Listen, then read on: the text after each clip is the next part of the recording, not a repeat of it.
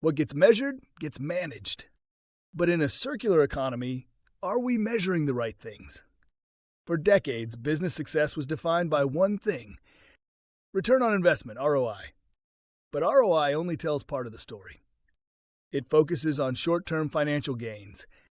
It ignores long-term impact, environmental cost, and social value.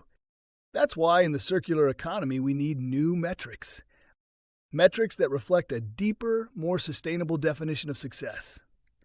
Let's explore what that means. Traditional ROI asks, how much money did we make from what we spent? But circular ROI expands that lens.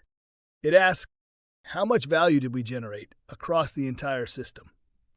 That includes environmental performance, material efficiency, product longevity, customer satisfaction, regenerative impact. So what does that look like in practice?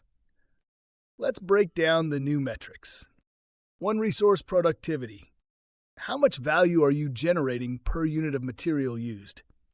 The goal, do more with less, keep materials in use, avoid waste. 2, product utilization rate. For assets like vehicles, tools, or clothing, how often are they actually used? High utilization equals lower environmental footprint per use.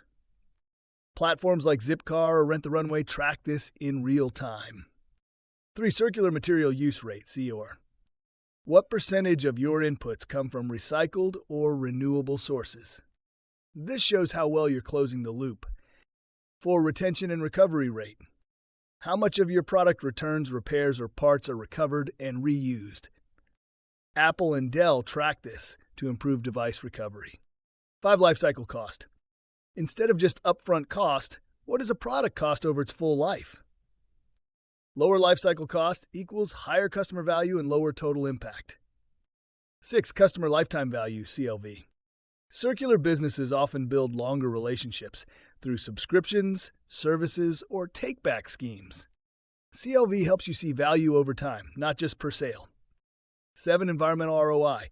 How much energy, carbon, or water was saved through circular practices? This is key for ESG reporting and impact storytelling. 8, social ROI. What value was created for people, workers, users, communities? Think jobs created, skills developed, access expanded. These are real outcomes. They deserve real metrics. Let's look at companies leading this shift. Philips tracks value delivered per gram of material used. Patagonia reports environmental savings per garment reused.